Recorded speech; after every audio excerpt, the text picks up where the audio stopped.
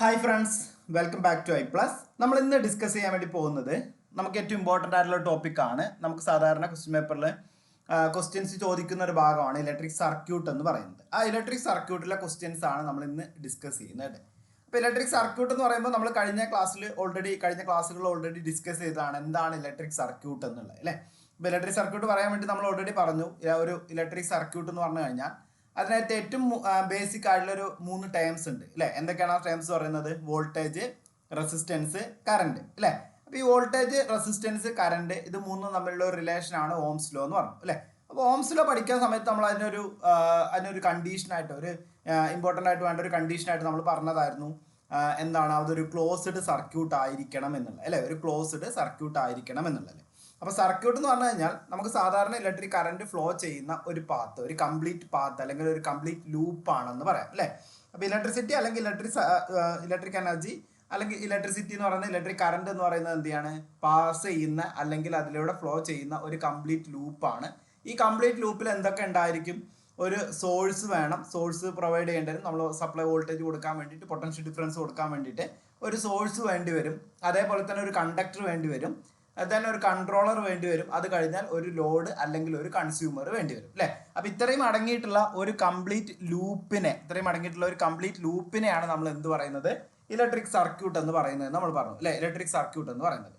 ഇനി ഈ ഇലക്ട്രിക് സർക്യൂട്ടിനകത്ത് ഇങ്ങനെ വരുന്ന ഈ ഒരു ഇലക്ട്രിക് സർക്യൂട്ടിനകത്ത് നമുക്ക് കുറച്ച് ഡിഫറെൻ്റ് ആയിട്ടുള്ള സർക്യൂട്ടുകൾ പഠിക്കാനുണ്ട്. അതായത് ഇതിനകത്തുള്ള ഓരോ ചേഞ്ചസ് വെച്ചിട്ട് നമുക്ക് കുറച്ച് സർക്യൂട്ടുകൾ പഠിക്കാനുണ്ട്. അപ്പോൾ അതിനകത്ത് ഒന്നാമത്തെയാണ് നമുക്കറിയുന്ന ഓപ്പൺ സർക്യൂട്ട് എന്ന് പറയുന്നത് അല്ലേ. ഓപ്പൺ സർക്യൂട്ട് എന്ന് പറയുന്നത് അതായത് നമ്മളിപ്പോൾ ഓൾറെഡി പറഞ്ഞതാണ് ആ ഒരു കംപ്ലീറ്റ് ലൂപ്പ്. ആ കംപ്ലീറ്റ് ലൂപ്പിൽ മാറ്റം വരുന്നതിനനുസരിച്ചിട്ടാണ് എന്ത് ചെയ്യുന്നത്, സർക്യൂട്ടുകൾക്ക് പേരുണ്ടാവുക. അതിനകത്ത് ഒന്നാമത് വരുന്നതാണ് ഓപ്പൺ സർക്യൂട്ട് എന്ന് പറഞ്ഞു.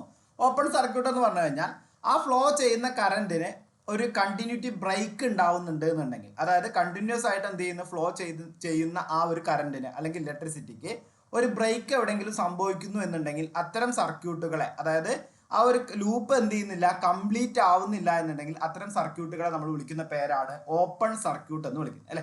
ആ പേരിൽ തന്നെ കിട്ടും, ഓപ്പൺ എന്നാണ് പറഞ്ഞിട്ടുള്ളത് അല്ലേ. അപ്പോൾ ഓപ്പൺ സർക്യൂട്ട് എന്ന് പറഞ്ഞാൽ എന്താണ്, ആ ലൂപ്പ് കംപ്ലീറ്റ് ചെയ്യുന്നുണ്ടാവില്ല. ആ ലൂപ്പ് കംപ്ലീറ്റ് ചെയ്യാത്ത സർക്യൂട്ടുകളെ നമുക്ക് എന്ത് വിളിക്കാം? ഓപ്പൺ സർക്യൂട്ടുകൾ എന്ന് വിളിക്കാം. അതായത് ആ കണ്ടിന്യൂറ്റി എന്ത് ചെയ്യുന്നു, ബ്രോക്കൺ ചെയ്യുന്ന സർക്യൂട്ടുകളെ നമ്മൾ വിളിക്കുന്ന പേരാണ് ഓപ്പൺ സർക്യൂട്ട്. അപ്പോൾ ഈ ചിത്രത്തിൽ നിങ്ങൾക്ക് കാണാം, ഈ സ്വിച്ച് എന്ത് ചെയ്യാണ്, ഓപ്പൺ ആക്കിയിട്ടേക്കാണ് അല്ലേ. സ്വിച്ച് എന്ന് പറയുന്നത് എന്താണ്, ഓപ്പൺ ആക്കിയിട്ടേക്കാണ്. ഈ ഓപ്പൺ ആക്കിയിട്ട് കഴിഞ്ഞാൽ ഇവിടെ നിന്നുള്ള കറണ്ട് ഫ്ലോ എന്ത് ചെയ്യും, ഇവിടെ വന്ന് നിൽക്കും അല്ലേ. ഇവിടെ നിന്ന് അങ്ങോട്ട് എന്ത് ചെയ്യില്ല, ഒരു ഫ്ലോ ഉണ്ടാവില്ല അല്ലേ. അതാണ് നമ്മൾ എന്ത് ചെയ്യുന്നത്. അതായത് ഈ സ്വിച്ചിൻ്റെ ഒരു എ ടെർമിനൽ ബി ടെർമിനൽ എടുത്തു കഴിഞ്ഞാൽ A terminal to B terminal എന്ത് ചെയ്യില്ല, ഫ്ലോ ഉണ്ടാവില്ല. ഫ്ലോ ഉണ്ടാവാത്തതുകൊണ്ട് എന്ത് ചെയ്യണം, അതൊരു ഓപ്പൺ സർക്യൂട്ട് ആണ് നമുക്ക് പറയാം. ഇനി അതല്ല, ഇവിടെ ഒരു ലോഡ് ഉണ്ടല്ലോ. അപ്പോൾ ഈ ഒരു ബൾബ് ഫ്യൂസ് ആയിട്ടുണ്ട് എന്നുണ്ടെങ്കിലും അതിലൂടെ എന്ത് ചെയ്യുന്നുണ്ടാവില്ല, ആ ലൂപ്പ് കംപ്ലീറ്റ് ആവുന്നുണ്ടാവില്ല, അതിലൂടെ ഒരു ഫ്ലോ ഉണ്ടാവില്ല അല്ലേ. അതുമല്ല എന്നുണ്ടെങ്കിൽ എന്താണ്, ഈ ഒരു വയർ ഇവിടെ ബ്രോക്കൺ ആയിട്ടുണ്ട്, പൊട്ടിപ്പോയിട്ടുണ്ട് എന്നുണ്ടെങ്കിൽ അവിടെ എന്ത് ചെയ്യില്ല, ഫ്ലോ ഉണ്ടാവില്ല അല്ലേ. അപ്പൊ ഇങ്ങനെ പല രീതിയിൽ നമുക്ക് എന്ത് സംഭവിക്കാം, ഓപ്പൺ സർക്യൂട്ട് സംഭവിക്കാം. ഇനി ഓപ്പൺ സർക്യൂട്ട് ആകുമ്പോൾ നമ്മൾ പറഞ്ഞു കറണ്ട് അല്ലേ, ഇതിലൂടെ ഒരു കറണ്ട് ഫ്ലോ ഉണ്ടാവില്ല എന്നാണല്ലോ പറയുന്നത്. കറണ്ട് ഫ്ലോ ഉണ്ടാവില്ല എന്നാണല്ലോ അല്ലേ. അതായത് ലൂപ്പ് കംപ്ലീറ്റ് ആവില്ല എന്ന് പറഞ്ഞു കഴിഞ്ഞാൽ കറണ്ട് ഫ്ലോ അതിലൂടെ ഉണ്ടാവില്ല. അപ്പൊ കറണ്ട് ഫ്ലോ ഇല്ലാത്തതുകൊണ്ട് തന്നെ അവിടുത്തെ കറണ്ട് എന്ന് പറയുന്നത് എന്തായിരിക്കും, 0 ആയിട്ടാണ് എടുക്കുക കേട്ടോ. അത് ഓർത്ത് വെക്കേണ്ട ഒരു പോയിന്റ് ആണ്. ഒരു ഓപ്പൺ സർക്യൂട്ടിനകത്തെ കറണ്ട് എന്ന് പറയുന്നത് എന്തായിരിക്കും, 0 ആയിരിക്കും. കറണ്ട് എന്ന് പറയുന്നത് 0 ആയിരിക്കും. അപ്പൊ കറണ്ടിന് റെസിപ്രോക്കൽ ആയിട്ട് വരുന്ന സാധനമാണ് അല്ലേ. അതായത് 1/I എന്ന് പറയുന്നതാണ് എന്ത് ചെയ്യുന്നത്, റെസിസ്റ്റൻസ് എന്ന് പറയുന്നത്. കറണ്ടിന് റെസിപ്രോക്കൽ ആണ് റെസിസ്റ്റൻസ് എന്ന് പറയുന്നത്. അപ്പൊ അതുകൊണ്ട് തന്നെ കറണ്ട് 0 ആണെന്നുണ്ടെങ്കിൽ അവിടുത്തെ റെസിസ്റ്റൻസ് എന്ന് പറയുന്നത് എന്തായിരിക്കും, ഒരു ഇൻഫിനിറ്റ് റെസിസ്റ്റൻസ് ആയിരിക്കും കേട്ടോ. ഒരു ഇൻഫിനിറ്റ് റെസിസ്റ്റൻസ് ആയിരിക്കും കാണുന്നുണ്ടായിരിക്കുക അല്ലെ. ഒരു ഇൻഫിനിറ്റ് റെസിസ്റ്റൻസ് ആയിരിക്കും കാണുന്നുണ്ടായിരിക്കുക. അപ്പൊ 2 പോയിന്റ് ഓർത്ത് വെക്കുക. ഒരു ഓപ്പൺ സർക്യൂട്ടിനകത്ത് റെസിസ്റ്റൻസ് എന്ന് പറഞ്ഞു കഴിഞ്ഞാൽ ഇപ്പോൾ നിങ്ങൾക്ക് അറിയാലോ, ഇവിടെ ഓപ്പൺ ആണെന്ന് പറഞ്ഞു കഴിഞ്ഞാൽ അതിൻ്റെ അകത്ത് എയർ ആണ് ഉള്ളത്. എയർ എന്ന് പറയുന്നത് എന്താണ്, ഒരു ഇൻസുലേറ്റിംഗ് മീഡിയം ആണ്. അതിലൂടെ ഇലക്ട്രിക് കറണ്ട് എന്ത് ചെയ്യുന്നുണ്ടാവില്ല, പാസ് ചെയ്യുന്നുണ്ടാവില്ല. അപ്പൊ ശരിക്കും നമുക്ക് പറയാം ആ ഒരു എയറിന്റെ റെസിസ്റ്റൻസ് ആണ് അവിടെ ഉണ്ടാവുക. പക്ഷെ എയറിന്റെ റെസിസ്റ്റൻസ് എന്ന് പറയുന്നത് ലെങ്ത് കൂടുന്നതിനനുസരിച്ചും ഏരിയ ക്രോസ് സെക്ഷൻ കൂടുന്നതിനനുസരിച്ചും ഒക്കെ എന്ത് ചെയ്യുന്നുണ്ടായിരിക്കും, എയറിന്റെ റെസിസ്റ്റൻസിൽ മാറ്റം വരുന്നുണ്ടായിരിക്കും അല്ലേ. സാധാരണ നമ്മൾ നോർമലി റെസിസ്റ്റൻസിന്റെ ലോസ് ഓഫ് റെസിസ്റ്റൻസിനകത്ത് പഠിച്ച പോലെ തന്നെ. അതുകൊണ്ടാണ് നമ്മൾ ടോട്ടൽ എന്ത് എടുക്കുന്നത്, ഒരു ഇൻഫിനിറ്റ് റെസിസ്റ്റൻസ് എന്നുള്ള രീതിയിൽ എടുക്കുന്നത് കേട്ടോ. അപ്പൊ അവിടെ എന്ത് ചെയ്യാണ്, ഒരു ഇൻഫിനിറ്റ് റെസിസ്റ്റൻസ് ആയിരിക്കും കാണിക്കുന്നുണ്ടായിരിക്കുക. അതേപോലെ തന്നെ അതിലൂടെ കറണ്ട് ഫ്ലോ എന്ന് പറയുന്നത് എന്തായിരിക്കും, 0 ആയിരിക്കും. വളരെ ഇമ്പോർട്ടൻ്റ് ആയിട്ട് ഓർത്ത് വെക്കേണ്ട 2 പോയിന്റ് ആണ്. ഇനി ഞാൻ ഈ ഒരു ടെർമിനലിൽ, അതായത് നമ്മളിപ്പോൾ ഇവിടെ നമുക്ക് കിട്ടിയിട്ടുണ്ടല്ലോ ഈ ഒരു ഭാഗം ഞാൻ ഇവിടെ ഒരു മീറ്റർ വെക്കുകയാണ്. അതായത് നമ്മളൊരു വോൾട്ട് മീറ്റർ പ്ലേസ് ചെയ്യുകയാണ്. ഇവിടെ നമുക്കൊരു വോൾട്ട് മീറ്റർ പ്ലേസ് ചെയ്യണം. വോൾട്ട് മീറ്റർ എന്ന് പറയാൻ വോൾട്ടേജ് മെഷർ ചെയ്യാൻ വേണ്ടിയിട്ട് യൂസ് ചെയ്യുന്ന ഇൻസ്ട്രുമെന്റ് ആണ് അല്ലേ. അപ്പോൾ ഞാനിവിടെ ഒരു വോൾട്ട് മീറ്റർ പ്ലേസ് ചെയ്യാണ്. ഇവിടെ ഒരു വോൾട്ട് മീറ്റർ പ്ലേസ് ചെയ്യുകയാണെന്നുണ്ടെങ്കിൽ ആ വോൾട്ട് മീറ്ററിന് അക്രോസ് കാണിക്കുന്ന വോൾട്ടേജ് എന്ന് പറയുന്നത് വേറെ എവിടെയും ബ്രോക്കൺ ആയിട്ടില്ല, അവിടെ മാത്രമേ ബ്രോക്കൺ ആയിട്ടുള്ളൂ. അതായത് സ്വിച്ച് മാത്രമേ എന്ത് ചെയ്യുള്ളൂ, ഓപ്പൺ ആയി കിടക്കുന്നുള്ളൂ. അതൊരു ഓപ്പൺ സർക്യൂട്ട് ആണ്. അവിടെ നമ്മളൊരു വോൾട്ട് മീറ്റർ പ്ലേസ് ചെയ്തിട്ടുണ്ട്. ആ വോൾട്ട് മീറ്ററിൽ കാണിക്കുന്ന വോൾട്ടേജ് എന്ന് പറയുന്നത് ഇവിടെ നമ്മൾ സോഴ്സിൽ എത്ര വോൾട്ടേജ് ആണോ ഉള്ളത്, അതായത് ഇപ്പോൾ എക്സാമ്പിൾ ഞാനിവിടെ സോഴ്സിൽ എന്ത് ചെയ്യാണ്, ഒരു 10 വോൾട്ടേജ് ആണ് കൊടുക്കുന്നതെന്നുണ്ടെങ്കിൽ ഈ സോഴ്സിൽ എത്ര വോൾട്ടേജ് ആണോ ഉള്ളത് അതേ വോൾട്ടേജ് ആയിരിക്കും എന്ത് ചെയ്യുന്നുണ്ടായിരിക്കുക, ഈ വോൾട്ട് മീറ്ററിൽ കാണിക്കുന്നുണ്ടാവുക. ആ വോൾട്ട് മീറ്ററിൽ കാണിക്കുന്ന വോൾട്ടേജും സോഴ്സിൽ കാണിക്കുന്ന വോൾട്ടേജും എന്തായിരിക്കും, ഈക്വൽ ആയിരിക്കും കേട്ടോ. വോൾട്ട് മീറ്ററിൽ കാണിക്കുന്ന വോൾട്ടേജും സോഴ്സിൽ കാണിക്കുന്ന വോൾട്ടേജും എന്തായിരിക്കും, ഈക്വൽ ആയിട്ടായിരിക്കും വരുന്നുണ്ടാവുക കേട്ടോ. അത് ഓർത്ത് വെക്കുക, ഇമ്പോർട്ടൻ്റ് ആയിട്ടുള്ള പോയിന്റ് ആണ്. അതായത് നമ്മൾ എന്ത് ചെയ്യാണ്, ഒരു ഓപ്പൺ ടെർമിനലിന് എക്രോസ് ഉണ്ടാവുന്ന വോൾട്ടേജ്, ഓപ്പൺ ടെർമിനലിന് എക്രോസ് ഉണ്ടാവുന്ന വോൾട്ടേജ് എന്ന് പറയുന്നത് അത് എന്ത് വോൾട്ടേജിന് തുല്യമായിരിക്കും, സോഴ്സ് വോൾട്ടേജിന് തുല്യമായിരിക്കും. ഓപ്പൺ ടെർമിനലിന് എക്രോസ് ഉണ്ടാവുന്ന വോൾട്ടേജ് എന്ന് പറയുന്നത് സോഴ്സ് വോൾട്ടേജിന് തുല്യമായിരിക്കും എന്നുള്ളത് മനസ്സിലാക്കി വെക്കുക കേട്ടോ. സാധാരണ ക്വസ്റ്റ്യൻ പേപ്പറിൽ ചോദിക്കുന്ന 3 കാര്യങ്ങളാണ് ഇപ്പോൾ നമ്മൾ പഠിച്ചത്. അതായത് ഒരു ഓപ്പൺ സർക്യൂട്ടിലെ കറന്റ് എന്ന് പറയുന്നത് 0 ആയിരിക്കും, റെസിസ്റ്റൻസ് എന്ന് പറയുന്നത് ഇൻഫിനിറ്റ് ആയിരിക്കും, ആൻഡ് അവിടെ ഉണ്ടാവുന്ന വോൾട്ടേജ് എന്ന് പറയുന്നത്, ആ ഓപ്പൺ സർക്യൂട്ടിന് അക്രോസ് ഉണ്ടാവുന്ന വോൾട്ടേജ് എന്ന് പറയുന്നത് എന്തായിരിക്കും, ആ സോഴ്സ് വോൾട്ടേജിന് തുല്യമായിരിക്കും. ഇത് 3 നമുക്ക് ക്വസ്റ്റ്യൻസ് ആയിട്ട് ചോദിക്കുന്നതാണ് കേട്ടോ. നെക്സ്റ്റ് നമുക്ക് നോക്കാനുള്ളതാണ് അടുത്ത സർക്യൂട്ട് എന്ന് പറയുന്നത് ഷോർട്ട് സർക്യൂട്ട് ആണ്. രണ്ടാമത്തെ സർക്യൂട്ടാണ് ഷോർട്ട് സർക്യൂട്ട് എന്ന് പറയുന്നത്. ഷോർട്ട് സർക്യൂട്ട് എന്ന് പറഞ്ഞു കഴിഞ്ഞാൽ നമുക്കറിയാലോ ഒരു പൊട്ടൻഷ്യൽ ഡിഫറൻസ് ഉണ്ടെന്നുണ്ടെങ്കിൽ മാത്രമേ ഇലക്ട്രിസിറ്റി ഫ്ലോ ചെയ്യുന്നുണ്ടാവുള്ളൂ അല്ലേ. ഒരു പൊട്ടൻഷ്യൽ ഡിഫറൻസ് ഉണ്ടെങ്കിൽ മാത്രമേ ഇലക്ട്രിസിറ്റി ഫ്ലോ ചെയ്യുന്നുണ്ടാവുള്ളൂ. അപ്പോൾ ഇവിടെ ഇപ്പോൾ നിങ്ങൾക്ക് നോക്കുകയാണെന്നുണ്ടെങ്കിൽ ഇവിടെ നമുക്ക് പോസിറ്റീവാണ്, ഇത് നെഗറ്റീവാണ്. ഇവിടെ ഒരു പോസിറ്റീവ് ആയിരിക്കും, ഇവിടെ എന്തായിരിക്കും, നെഗറ്റീവ് ആയിരിക്കും അല്ലേ. അപ്പോൾ ഈ പോസിറ്റീവിനും നെഗറ്റീവിനും ഇടയിൽ ഒരു പൊട്ടൻഷ്യൽ ഡിഫറൻസ് അവിടെ ക്രിയേറ്റ് ചെയ്യുന്നില്ലേ. അതായത് ഒരു ഹയർ പൊട്ടൻഷ്യലും ഒരു ലോവർ പൊട്ടൻഷ്യലും ആണല്ലോ, അതുകൊണ്ട് ഒരു പൊട്ടൻഷ്യൽ ഡിഫറൻസ് അവിടെ ക്രിയേറ്റ് ചെയ്യുന്നുണ്ടാവും. ആ പൊട്ടൻഷ്യൽ ഡിഫറൻസ് ആണ് ഇവിടെ R എന്ന് പറയുന്ന റെസിസ്റ്റീവ് ലോഡ് നമ്മൾ കൊടുക്കുന്നുണ്ടെങ്കിൽ, ഇതൊരു ലോഡാണ് അല്ലെങ്കിൽ കൺസ്യൂമർ ആണെന്ന് കരുതുക. ആ ലോഡ് അല്ലെങ്കിൽ കൺസ്യൂമറിൽ കിട്ടുന്ന വോൾട്ടേജ് എന്ന് പറയുന്നത് എന്തായിരിക്കും, അതേ പൊളാരിറ്റി ഉള്ള വോൾട്ടേജ് തന്നെ ആയിരിക്കും കിട്ടുന്നുണ്ടാവും അല്ലേ. അപ്പോൾ അതിന് അക്രോസ് നമുക്ക് എന്ത് ചെയ്യണം, അവിടെ ഒരു പൊട്ടൻഷ്യൽ ഡിഫറൻസ് ഉണ്ടാവുന്നുണ്ട്. എന്നാൽ ഈ ഡിഫറെൻ്റ് ആയുള്ള പൊട്ടൻഷ്യൽ ഉള്ള 2 പോയിന്റുകളെ നമ്മൾ എന്ത് ചെയ്യാണ്, ഒരു കണ്ടക്ടർ ഉപയോഗിച്ചിട്ട്, ഒരു ലോ റെസിസ്റ്റീവ് ആയിട്ടുള്ള കണ്ടക്ടർ ഉപയോഗിച്ചിട്ട് കണക്ട് ചെയ്യുകയാണെന്നുണ്ടെങ്കിൽ അങ്ങനെ വരുന്ന സർക്യൂട്ടുകളെയാണ് നമ്മൾ എന്ത് പറയുന്നത്, ഷോർട്ട് സർക്യൂട്ട് എന്ന് പറയുന്നത്. അതായത് 2 ടെർമിനൽസ്, ഒരു സർക്യൂട്ടിലെ 2 ടെർമിനൽസ്, ഈ 2 ടെർമിനൽസിനും ഡിഫറൻസ് ആയിട്ടുള്ള പൊട്ടൻഷ്യൽ ആണ് എന്നുണ്ടെങ്കിൽ അത്തരം ആ ഡിഫറൻസ് ആയിട്ടുള്ള പൊട്ടൻഷ്യൽ ഉള്ള 2 ടെർമിനൽസിനെ തമ്മിൽ ഷോർട്ട് ചെയ്യുന്ന അല്ലെങ്കിൽ ആ ഒരു ടെർമിനൽസിനെ തമ്മിൽ കണക്ട് ചെയ്യുന്നുണ്ടെങ്കിൽ അതിനെയാണ് നമ്മൾ എന്ത് വിളിക്കുന്നത്, ഷോർട്ട് സർക്യൂട്ട് എന്ന് വിളിക്കുന്നത് കേട്ടോ. അപ്പോൾ ഷോർട്ട് സർക്യൂട്ടിൽ ഓർത്ത് വെക്കാം, ഇവിടെ ശരിക്കും പറഞ്ഞു കഴിഞ്ഞാൽ ഈ ലോഡിന് എന്ത് ചെയ്യുന്നുണ്ട്, ബൈപ്പാസ് ചെയ്യുക അല്ലെ. ബൈപ്പാസ് എന്ന് പറഞ്ഞു കഴിഞ്ഞാൽ നമുക്കറിയാലോ. അപ്പോൾ നമ്മളൊരു ബൈപ്പാസ് എന്തിനാണ് യൂസ് ചെയ്യുന്നത്, നമുക്ക് ആ ലോഡിലൂടെ പോകണ്ട, അല്ലെങ്കിൽ നമുക്കിപ്പോൾ ഒരു മെയിൻ സിറ്റിയുടെ ഒരു ബൈപ്പാസ് ആണെന്നുണ്ടെങ്കിൽ ആ മെയിൻ സിറ്റിയിലൂടെ പോകുന്ന എന്താണ്, ആ ഒരു മെയിൻ സിറ്റിയിലൂടെ പോകുന്നതൊക്കെ നമുക്ക് ഈ ബൈപ്പാസിലൂടെ എന്ത് ചെയ്യാം, കടത്തി വിടാൻ വേണ്ടി പറ്റും. മെയിൻ സിറ്റിയിലുള്ള ആ ഒരു റോഡുകളുടെ കരച്ചിലൊക്കെ ആണെന്നുണ്ടെങ്കിൽ നമുക്ക് അവിടെ ട്രാഫിക് ബ്ലോക്ക് കുറയ്ക്കാൻ വേണ്ടി പറ്റും അല്ലേ. അതേപോലെ ഇവിടെ എന്താ ചെയ്യുന്നുണ്ടായിരിക്കുക, ഈ ഫ്ലോ ചെയ്യുന്ന കറന്റിന് ഒരു ബൈപ്പാസ് ആയി കൊടുക്കുകയാണ് ചെയ്യുക. കൊടുക്കുന്ന സമയത്ത് എന്താണ്, ആ ഒരു ലോഡ് എന്ന് പറയുന്നത് ഒരു റെസിസ്റ്റീവ് പാത്ത് ആയിരിക്കും. അതായത് നമ്മൾ ഏത് ആക്സസറി ഉപയോഗിക്കുകയാണെന്നുണ്ടെങ്കിൽ അതിനൊരു റെസിസ്റ്റൻസ് ഉണ്ടായിരിക്കും അല്ലേ. അതിൻ്റെ ഒരു വാട്ടേജ് അനുസരിച്ച് ഒരു റെസിസ്റ്റൻസ് അവിടെ വരുന്നുണ്ടായിരിക്കും. ദെൻ ആ റെസിസ്റ്റൻസ് ഉള്ള പാത്തിന് പകരമായിട്ട് ഇപ്പുറത്ത് എന്ത് ചെയ്യാണ്, നമുക്ക് ഏറ്റവും ഫ്രീ ആയിട്ടുള്ള ഒരു പാത്ത് തുറന്നു കൊടുക്കുകയാണ് അല്ലേ. നമുക്കറിയാം ഇലക്ട്രിക് കറന്റിന്റെ അനുസരിച്ചിട്ട് എന്താണ്, ഇലക്ട്രിക് കറന്റ് എപ്പോഴും ഏറ്റവും സ്മൂത്ത് ആയിട്ടുള്ള പാത്തിലൂടെയാണ് എന്ത് ചെയ്യുക, ഫ്ലോ ചെയ്യുന്നുണ്ടാവുക അല്ലേ. അപ്പോൾ അതുകൊണ്ട് തന്നെ ഇതേപോലെ ഒരു ബൈപ്പാസ് അവിടെ കിട്ടിക്കഴിഞ്ഞാൽ പൂർണ്ണമായിട്ടും കറന്റ് ഇതിലൂടെ ഫ്ലോ ചെയ്യുന്നുണ്ടായിരിക്കുള്ളൂ, ഈ ബൈപ്പാസിലൂടെ മാത്രമേ ഫ്ലോ ചെയ്യുള്ളൂ കേട്ടോ. അപ്പൊ നിങ്ങൾക്ക് ചിത്രത്തിൽ കാണുന്ന പോലെ ഇതാണ് ഒരു ഷോർട്ട് കണക്ഷൻ എന്ന് പറയുന്നത്. ആ ഒരു ഷോർട്ട് കണക്ഷൻ അല്ലെ, ആ ഒരു ഷോർട്ട് കണക്ഷനിലൂടെ ആയിരിക്കും എന്ത് ചെയ്യുക, ഇലക്ട്രിക് കറന്റ് ഫ്ലോ ചെയ്യുന്നുണ്ടാവും അല്ലെ. ഇലക്ട്രിക് കറന്റ് ഫ്ലോ ചെയ്യുന്നുണ്ടാവും. അങ്ങനെ ഇലക്ട്രിക് കറന്റ് ഫ്ലോ ചെയ്ത് കഴിഞ്ഞാലുള്ള പ്രശ്നം എന്താണ്, അങ്ങനെ ഇലക്ട്രിക് കറന്റ് വന്നു കഴിഞ്ഞാൽ നമുക്ക് അവിടെ എന്താ സംഭവിക്കുന്നുണ്ടായിരിക്കാം, ലോഡിലൂടെ നമുക്ക് എന്ത് ചെയ്യുന്നുണ്ടാവില്ല, കറന്റ് ഫ്ലോ ചെയ്യുന്നുണ്ടാവില്ല അല്ലെ. ലോഡിലൂടെ എന്ത് ചെയ്യുന്നുണ്ടാവില്ല, ലോഡിലൂടെ കറന്റ് ഫ്ലോ ചെയ്യുന്നുണ്ടാവില്ല. അതിന് പകരമായിട്ട് എന്ത് ചെയ്യും, ഈ പാത്തിലൂടെ കറന്റ് ഫ്ലോ ചെയ്യും അല്ലെ. ഈ പാത്തിലൂടെ കറന്റ് ഫ്ലോ ചെയ്യും. ഈ പാത്തിലൂടെ കറന്റ് ഫ്ലോ ചെയ്യുമ്പോൾ അവിടുത്തെ റെസിസ്റ്റൻസ് എന്ന് പറയുന്നത് അപ്രോക്സിമേറ്റ്ലി ഈക്വൽ ടു 0 ആയിട്ടായിരിക്കും. കാരണം എന്താണ്, ഒരു കണ്ടക്ടറാണ്. ഒരു കണ്ടക്ടർ എന്ന് പറയുമ്പോൾ അതിന് എന്താണ്, വളരെ ലൈറ്റ് ആയിട്ടുള്ള റെസിസ്റ്റൻസ് അല്ലെങ്കിൽ നെഗ്ലിജിബിൾ ആയിട്ടുള്ള റെസിസ്റ്റൻസ് മാത്രമേ ഉണ്ടാവുള്ളൂ അല്ലെ.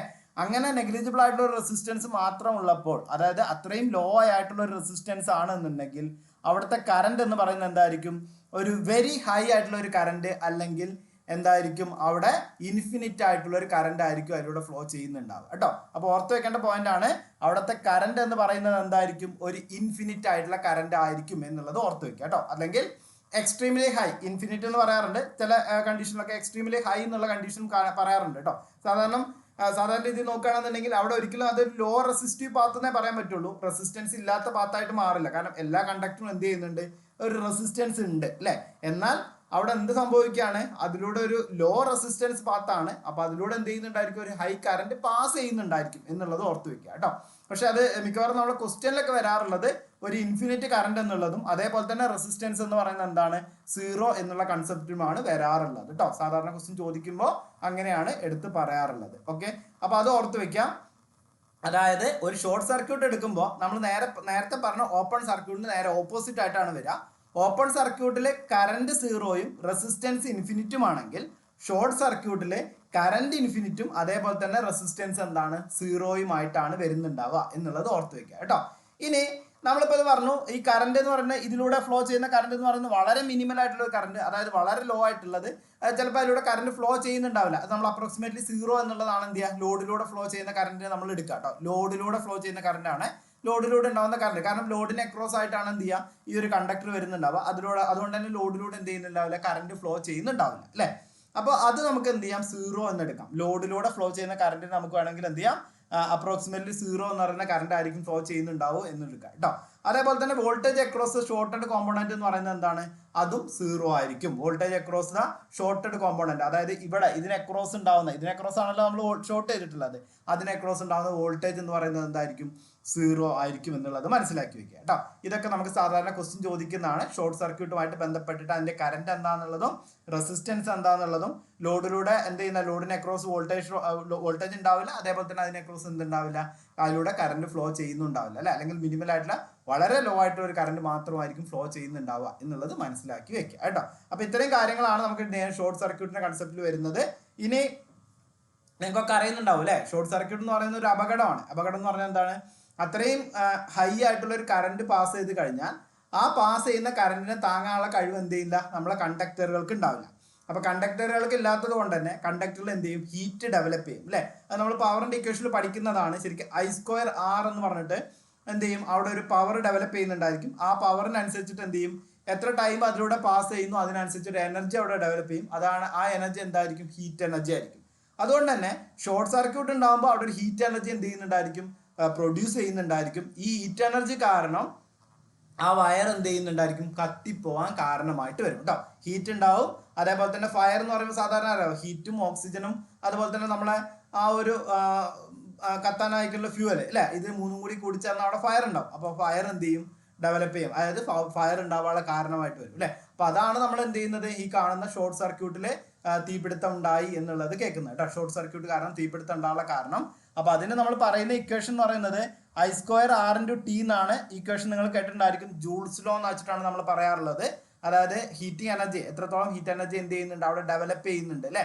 എത്ര സമയത്തോടെ അതിലൂടെ കറണ്ട് കടത്തി വിടുമ്പോൾ അവിടെ എന്ത് ചെയ്യുന്നുണ്ട്, ഹീറ്റ് ഡെവലപ്പ് ചെയ്യുന്നുണ്ട്. അപ്പൊ ഈ കറണ്ടിന്റെ വാല്യൂ തന്നെ നിങ്ങൾ നോക്കുക, എത്രത്തോളം വരുന്നുണ്ടായിരിക്കും, ഒരു ഇൻഫിനിറ്റ് കറണ്ട് അല്ലെ. അത്രയും ഹൈ കറണ്ട് ആണ് അതിലൂടെ ഫ്ലോ ചെയ്യുന്നത്.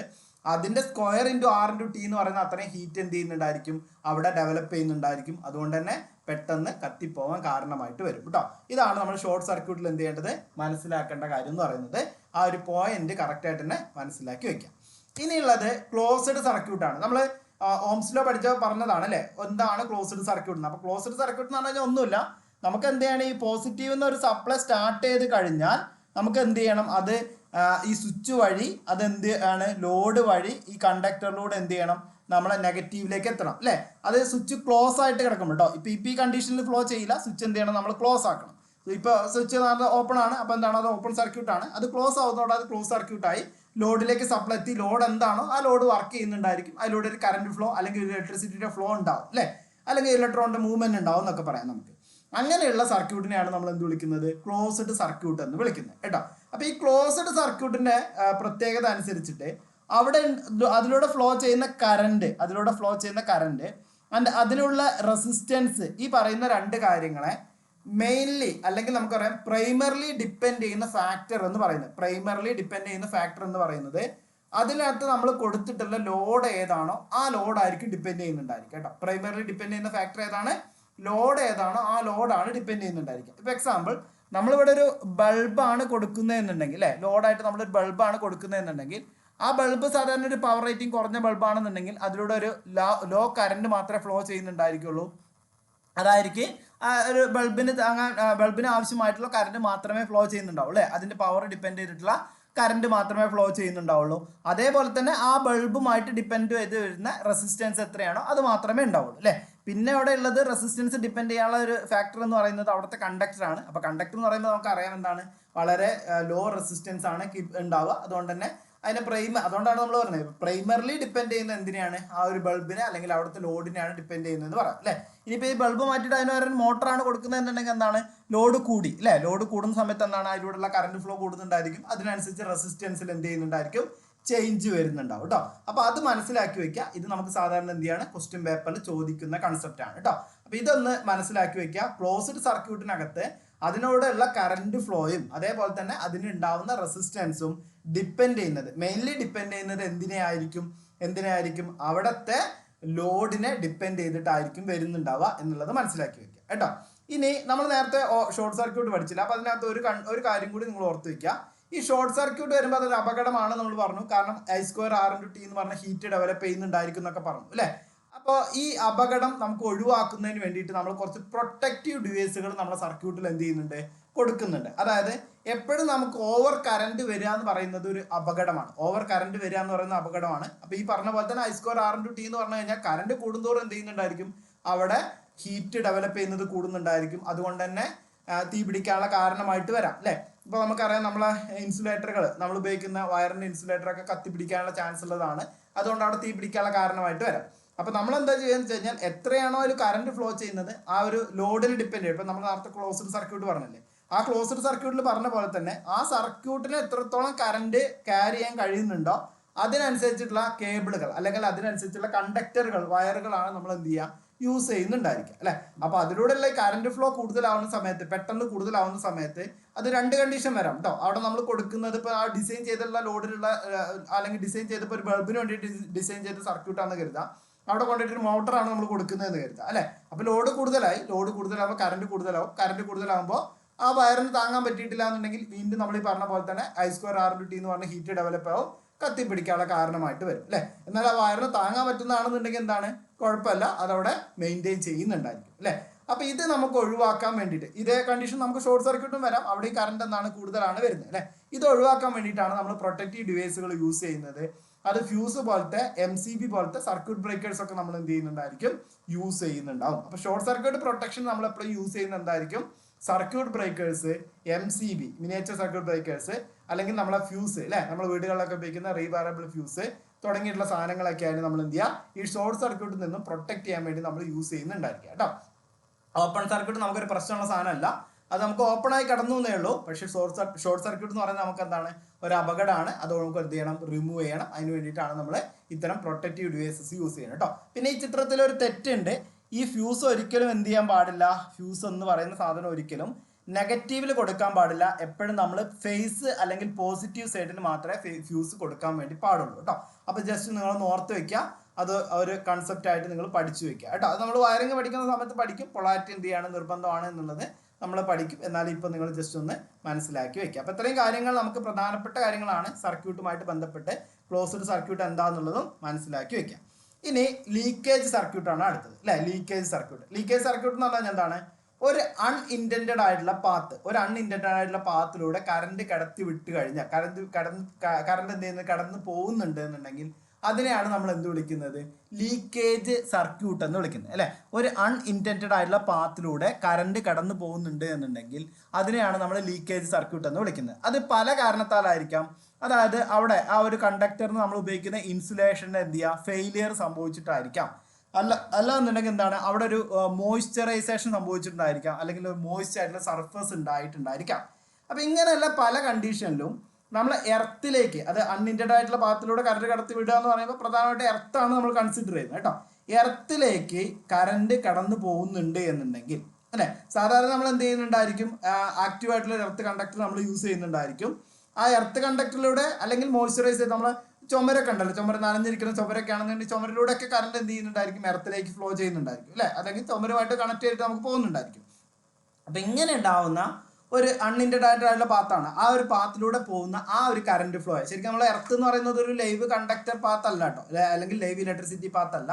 അതല്ലാതെ നമ്മൾ കറണ്ട് കടന്നു പോകുന്നുണ്ട് എന്നുണ്ടെങ്കിൽ അതിനെയാണ് നമ്മൾ എന്ത് വിളിക്കുന്നത്, ലീക്കേജ് സർക്യൂട്ട് എന്ന് വിളിക്കുന്നത് അല്ലേ.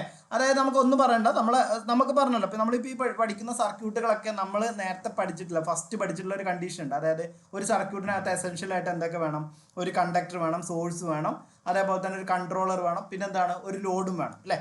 അപ്പം നമ്മൾ ഈ പഠിച്ച കാര്യത്തിൽ നിന്നും നമ്മൾ എന്താണ്, ആ ഒരു കണ്ടക്ടറിലൂടെ തന്നെ ഇലക്ട്രിസിറ്റി ഫ്ലോ ചെയ്ത് പോസിറ്റീവിൽ നിന്നും നെഗറ്റീവിലേക്ക് എത്തണം അല്ലേ. അതൊരു ഇൻറ്റൻഡഡ് പാത്താണ്. ആ ഇൻറ്റൻഡഡ് പാത്തിലൂടെ മാത്രം ഫ്ലോ ചെയ്ത് ഒരു ലൂപ്പ് അവിടെ ക്രിയേറ്റ് ചെയ്യണം എന്നാണ് പഠിക്കുന്നത്. അപ്പം ജസ്റ്റ് ഇവിടെ നിന്ന് എന്ത് ചെയ്യാണ്, ഇതിൻ്റെ ഇൻസുലേഷൻ ഫെയിലിയർ സംഭവിച്ചിട്ടുണ്ട്, അത് നമ്മൾ എന്ത് ചെയ്യാണ്, ചുമരുമായിട്ടോ അല്ലെങ്കിൽ നമ്മൾ ആ ഒരു സ്വിച്ച് ബോർഡ് വഴി ചുമരിലേക്കൊക്കെ കണക്ട് ആവുന്നുണ്ടെന്ന് കരുതുക. അത് നേരെ നമ്മൾ ഭൂമിയിലേക്ക് ഇറങ്ങിയിട്ട് എന്ത് ചെയ്യുന്നുണ്ട്, ഒരു ലീക്കേജ് ആയിട്ട് അവിടെ പോകുന്നുണ്ട് എന്നുണ്ടെങ്കിൽ, കാരണം അവിടെ ചിലപ്പോൾ എന്ത് ചെയ്യുന്നുണ്ടായിരിക്കും, അവിടെ മോയ്സ്ചറൈസേഷൻ കുറവ് കാരണം ചിലപ്പോൾ റെസിസ്റ്റൻസ് കൂടുതലായിരിക്കും. അപ്പോൾ വളരെ ലോ ആയിട്ടുള്ള ഒരു കറണ്ട് മാത്രമേ അതിലൂടെ ഫ്ലോ ചെയ്യുന്നുണ്ടാവുള്ളൂ അല്ലേ. അപ്പോൾ ആ കറണ്ട് എന്തിനെ എഫക്ട് ചെയ്യും, ഇവിടെ കിട്ടുന്ന ഈ ഒരു പോസിറ്റീവിൽ നിന്ന് ഏത് കറണ്ടാണോ പോകുന്നത്, ഇപ്പോൾ എക്സാമ്പിൾ ഇവിടെ ഒരു 5 ആമ്പിയർ കറണ്ട് പോകുന്നുണ്ട് എന്നുണ്ടെങ്കിൽ ഈ ലീക്കേജ് സർക്യൂട്ട് കാരണം 1 ആമ്പിയർ കറണ്ട് ഇവിടെ നഷ്ടപ്പെടുന്നുണ്ട്, ബാക്കി എന്ത് ചെയ്യുള്ളൂ, 4 ആമ്പിയർ കറണ്ട് ഇവിടെ തിരിച്ചെത്തുന്നുണ്ടാവുള്ളൂ അല്ലേ. അപ്പോൾ അതാണ് നമ്മൾ എന്ത് ചെയ്യുന്നത്, ലീക്കേജ് സർക്യൂട്ടായിട്ട് പറയുന്നത് കേട്ടോ. ഇത് ചിലപ്പോൾ ലോഡ് കണക്ട് ചെയ്തിട്ടില്ല എന്നുണ്ടെങ്കിൽ, ലോഡ് കണക്ട് ചെയ്യുന്നത് മുന്നേ ആണെന്നുണ്ടെങ്കിൽ എന്ത് ചെയ്യുന്നുണ്ടാവും, ഇതേപോലെ ഒരു ഫ്ലോ ചെയ്യുന്നുണ്ടായിരിക്കും. അല്ലെങ്കിൽ ലോഡ് കണക്ട് ചെയ്താലും നമുക്ക് എന്ത് ചെയ്യും, ഇതുപോലെ ഒരു ഫ്ലോ അവിടെ നടന്നുകൊണ്ടിരിക്കുന്നുണ്ടാവും അല്ലേ. അപ്പോൾ അത് ശരിക്കും നമുക്ക് എന്താണ്, നഷ്ടമാണ്. സാധാരണ രീതിയിൽ നമ്മൾ നോക്കുകയാണെന്നുണ്ടെങ്കിൽ നമ്മൾ ഇലക്ട്രിസിറ്റി ബില്ലും കാര്യങ്ങളൊക്കെ നോക്കുന്ന സമയത്ത് എന്ത് ചെയ്യും, ഈ ലീക്കേജ് കറണ്ടിന്റെ ബില്ലും കൂടെ നമുക്ക് എന്ത് ചെയ്യുന്നുണ്ടായിരിക്കും, അഡീഷണൽ ആയിട്ട് വരുന്നുണ്ടായിരിക്കും അല്ലേ. അപ്പോൾ അത് നമുക്കൊരു നഷ്ടമാണ്.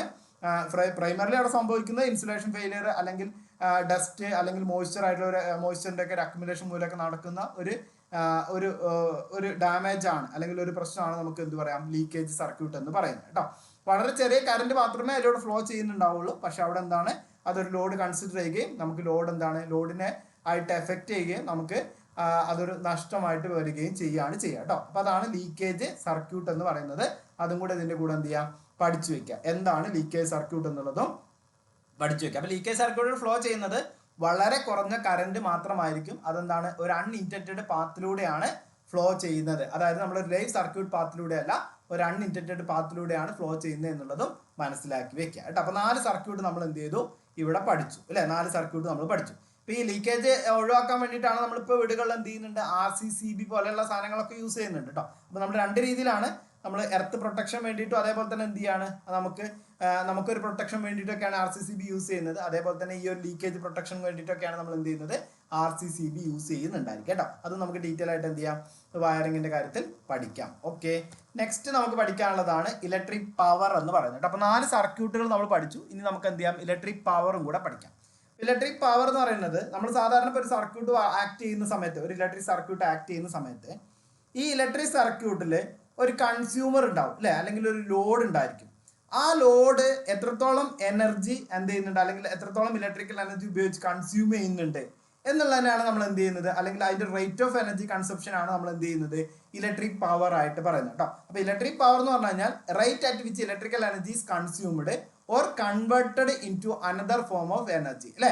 അതായത് നമുക്കറിയാം, നമ്മളിപ്പോൾ ഇലക്ട്രിസിറ്റി യൂസ് ചെയ്യാന്ന് പറയുമ്പോൾ എപ്പോഴും നമുക്കൊരു എഫക്ട് ഓഫ് ഇലക്ട്രിക് കറണ്ട് എന്ന് പറയാം. അതായത് നമ്മളെപ്പോഴും എന്താ ചെയ്യുന്നുണ്ടായിരിക്കാം, ഒരു ഇലക്ട്രിസിറ്റി എന്ന് പറയുമ്പോൾ എനർജി ആണല്ലോ. അപ്പോൾ എനർജി എന്ത് ചെയ്യാണ്, ഒരു ഫോമിൽ നിന്ന് മറ്റൊരു ഫോമിലേക്ക് കൺവേർട്ട് ചെയ്യുകയാണ് ചെയ്യുക അല്ലേ. അതായത് ഇലക്ട്രിക്കൽ എനർജി സാധാരണ രീതിയിൽ നമ്മൾ നോക്കുകയാണെന്നുണ്ടെങ്കിൽ ഇപ്പോൾ ലൈറ്റ് എനർജി ആയിട്ട്, അതേപോലെ തന്നെ നമ്മൾ മെക്കാനിക്കൽ എനർജി ആയിട്ട്, അങ്ങനെയുള്ള പല ഫോമിലേക്ക് നമ്മൾ കൺവേർട്ട് ചെയ്തിട്ട് ഹീറ്റ് എനർജി ആയിട്ടൊക്കെ നമ്മൾ യൂസ് ചെയ്യുകയാണ് ചെയ്യുന്നത് അല്ലേ. അങ്ങനെ എനർജി എത്രത്തോളം അതിനൊരു കൺവേർഷൻ റേറ്റ് ഉണ്ട് എന്നുള്ളതാണ് ശരിക്കും പറഞ്ഞു കഴിഞ്ഞാൽ ഇലക്ട്രിക്കൽ പവർ എന്ന് പറയുന്നത് കേട്ടോ. Rate at which the electrical energy is consumed, അതിൻ്റെ ആ ഒരു കൺസ്യൂം ചെയ്യുന്നതിൻ്റെ റേറ്റ് ആണ് നമ്മൾ എന്ത് ചെയ്യുന്നത്, ഇലക്ട്രിക്കൽ പവർ ആയിട്ട് പറയുന്നത്. അപ്പോൾ ഇലക്ട്രിക്കൽ പവർ എന്ന് പറയുമ്പോൾ നമുക്ക് വേണമെങ്കിൽ ഒരു രീതിയിലും കൂടി എടുക്കാം. അതായത് ഒരു ഇലക്ട്രിസിറ്റി ഉപയോഗിച്ചിട്ട് എത്രത്തോളം വർക്ക് ഡൺ, ഒരു റേറ്റ് ഓഫ് വർക്ക് ഡൺ എത്രയാണ് എന്നുള്ളത് വേണമെന്നുണ്ടെങ്കിൽ നമുക്ക് എന്ത് ചെയ്യാം, ഇലക്ട്രിക് പവർ ആയിട്ട് പറയാം കേട്ടോ. അപ്പോൾ അതിന് സാധാരണയായിട്ട് നമ്മൾ യൂസ് ചെയ്യുന്ന ഒരു ഇക്വേഷൻ എന്ന് പറയുന്നത് വർക്ക് ഡൺ ഡിവൈഡ് ബൈ എന്താണ്, ടൈം എന്ന് പറയുന്നതാണ് നമ്മൾ ഇക്വേഷൻ ആയിട്ട് പവറിന് പറയാറുള്ളത്. Power is equal to work done divide by time എന്നാണ് പറയുക കേട്ടോ. Work done divide by time എന്നാണ് പറയുക. അപ്പോൾ work done divide by time എന്ന് പറയുമ്പോൾ നമുക്കറിയാം വർക്ക് ഡണ്ണിൻ്റെ യൂണിറ്റ് ആയിട്ട് നമ്മൾ പഠിക്കുന്നത് ജൂളാണ് അല്ലേ. വർക്കിൻ്റെ യൂണിറ്റ് ആയിട്ട് പഠിക്കുന്നത് ജൂളാണ്.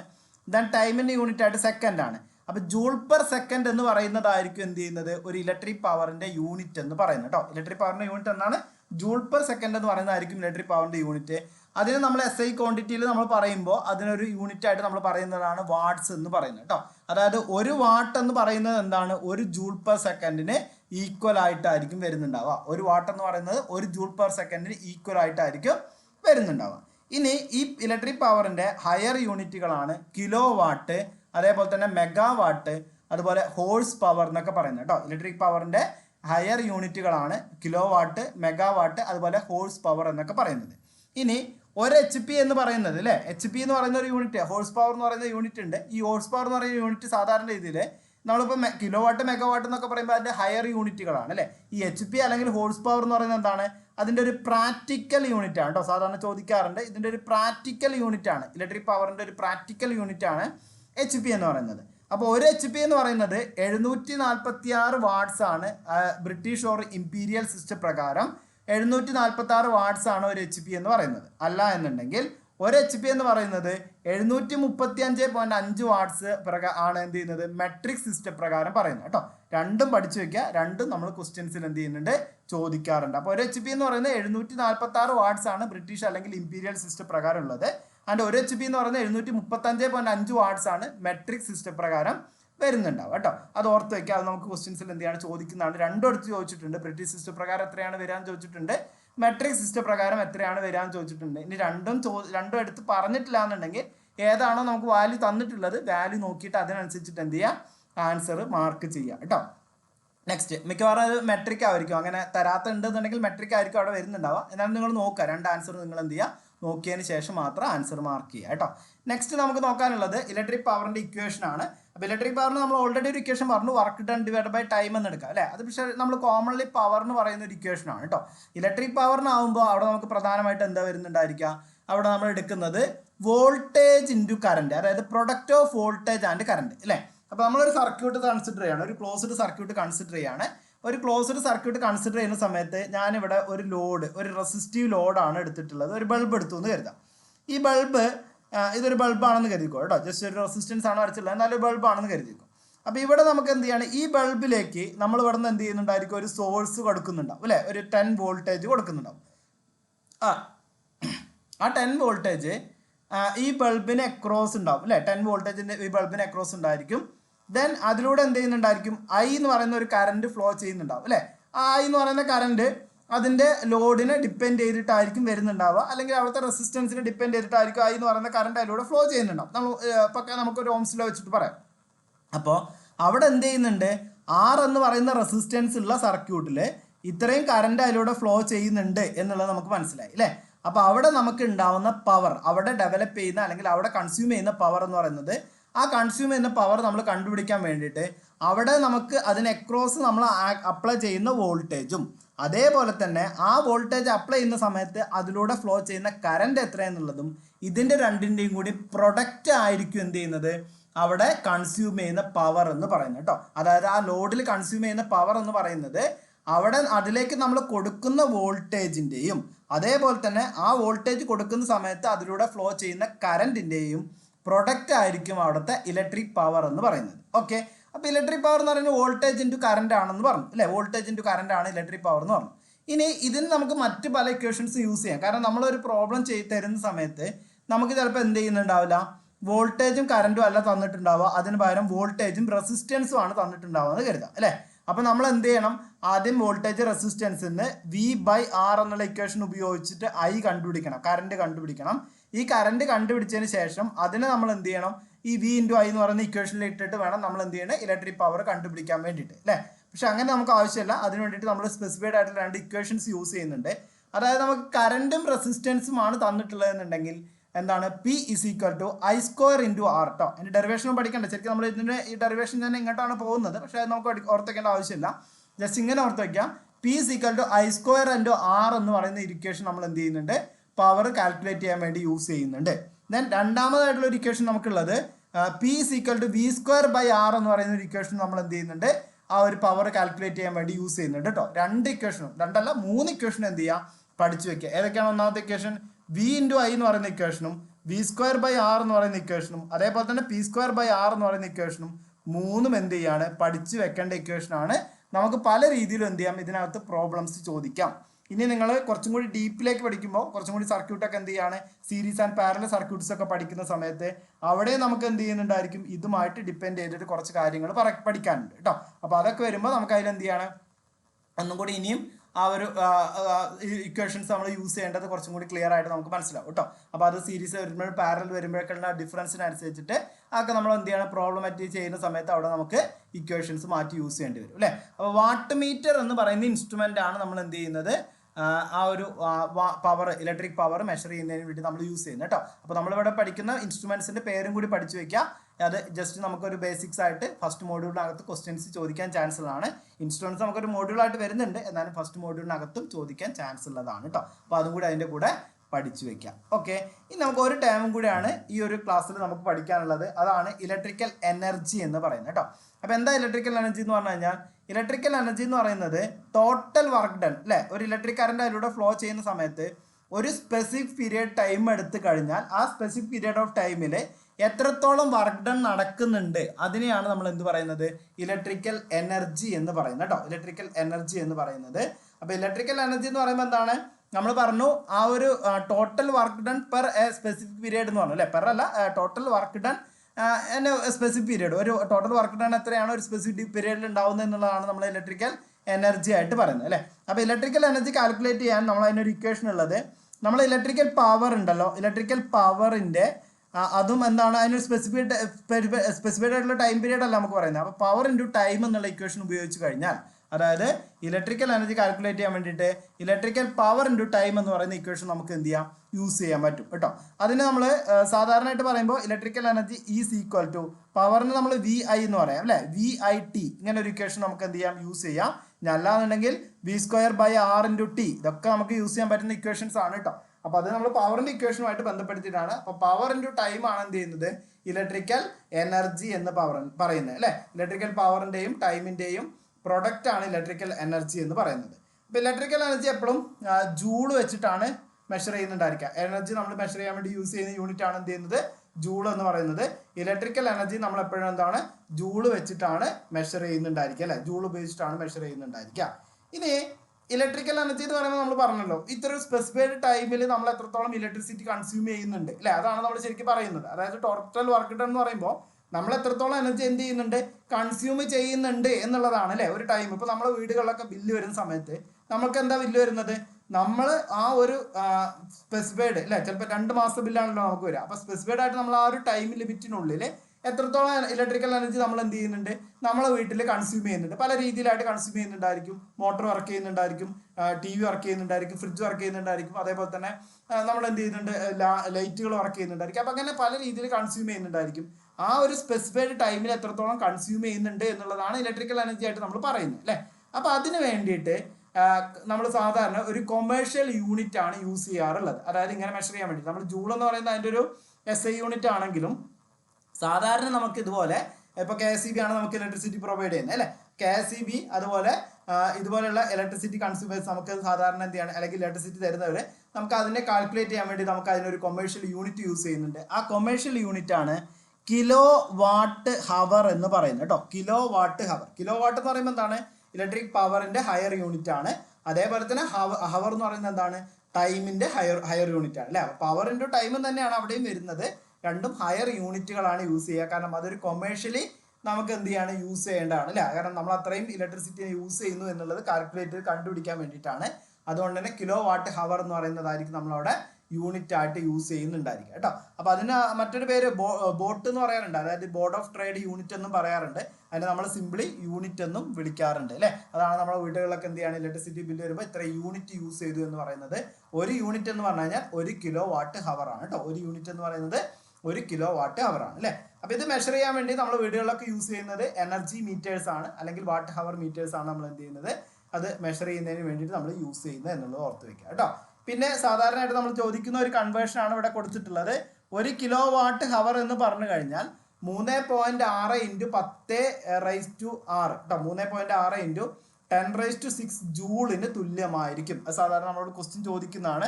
ഇതിനകത്ത് commercial unit of electrical energy എന്ന് പറഞ്ഞിട്ട് നമ്മൾ നോക്കുകയാണെന്നുണ്ടെങ്കിൽ ഒരു സ്ഥിരമായിട്ട് എല്ലാ ക്വസ്റ്റ്യൻ പേപ്പറിലും ചോദിച്ചുകൊണ്ടിരുന്ന ഒരു ക്വസ്റ്റ്യൻ ആയിരുന്നു കേട്ടോ. എന്താണ് ഇലക്ട്രിസിറ്റിയുടെ കൊമേഴ്ഷ്യൽ യൂണിറ്റ് എന്ന് പറയുന്നത് കേട്ടോ, ഇലക്ട്രിക്കൽ എനർജിയുടെ കൊമേഴ്ഷ്യൽ യൂണിറ്റ് എന്താണെന്നുള്ളത്. അപ്പോൾ അത് കറക്റ്റായിട്ട് തന്നെ പഠിച്ചു വെക്കുക.